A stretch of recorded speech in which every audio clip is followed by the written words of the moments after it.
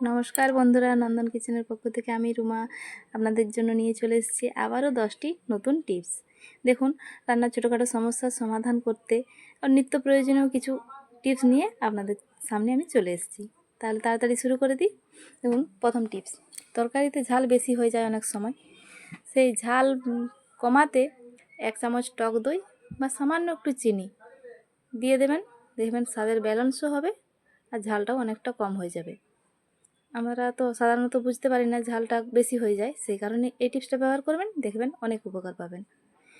দ্বিতীয় number tips, লাউ, পটল বা অন্য কোনো যখন সবজি কাটার সময় দেখবেন না, কাটার পর অনেক সময় রঙটা কালো হয়ে যায়। কাটার পর যদি একটু সামান্য লেবুর রস মাখিয়ে রাখেন, দেখবেন রঙটা কালোও হবে না আর তরকারি রান্না করার সময় খুব ভালো রঙ হবে। তেল যদি কম গরম হয় বা আমরা মাছ টাছ ভাজার আগে তেল ভালোভাবে যদি না গরম করি, দেখবেন হয় মাছ ভেঙে গেছে কিংবা কাঁচা গন্ধ থেকে যায়।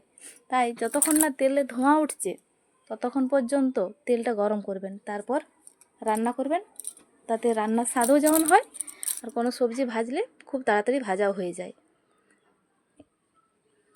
তারপরে নাম্বার 4, রান্না বা ঝোল অনেক সময় অনেক পাতলা হয়ে যায়, বুঝতে পারি না।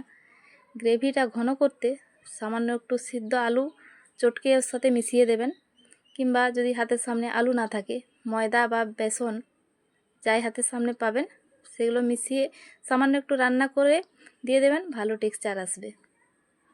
মাংস অনেক সময় মাংস নরম করতে আমরা মাংস রান্নার আগে 30 মিনিট যদি টক দই বা লেবুর রস হাতের কাছে যদি না থাকে, পেঁপে বাটাও যদি মাখিয়ে রাখেন, দেখবেন মাংস খুব তাড়াতাড়ি সিদ্ধ হয়ে যাবে আর মশলাটাও খুব ভালোভাবে মিশবে।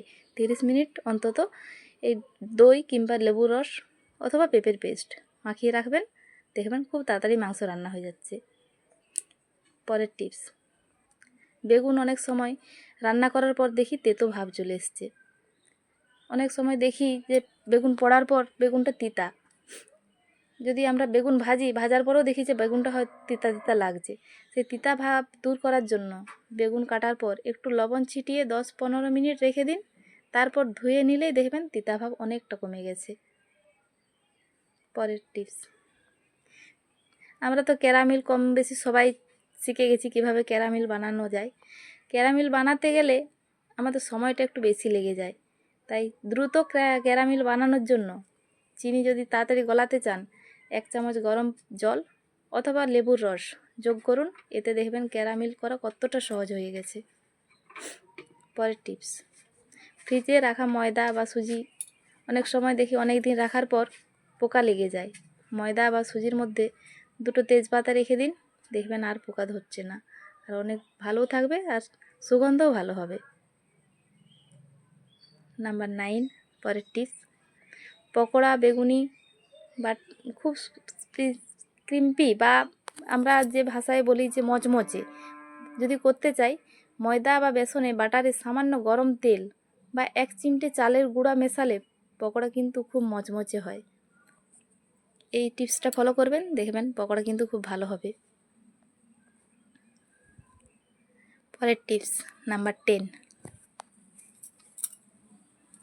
মাছের ঝোল ঘন করতে আলু বা টমেটো কুচি দিতে পারেন, অথবা সামান্য বেসন ভাজা মশলা মিশিয়ে নিতে পারেন, দেখবেন মাছের ঝোল খুব ঘন হয়ে গেছে। খেতেও অসম্ভব সুন্দর হবে, টেস্টও ভালো আসবে আর কালারও খুব সুন্দর থাকবে। আমার আজকের মতো 10টা টিপস আপনাদের যদি পছন্দ হয় অবশ্যই কমেন্ট করে জানাবেন, যদি ভালো লাগে অবশ্যই কমেন্ট করবেন। ধন্যবাদ।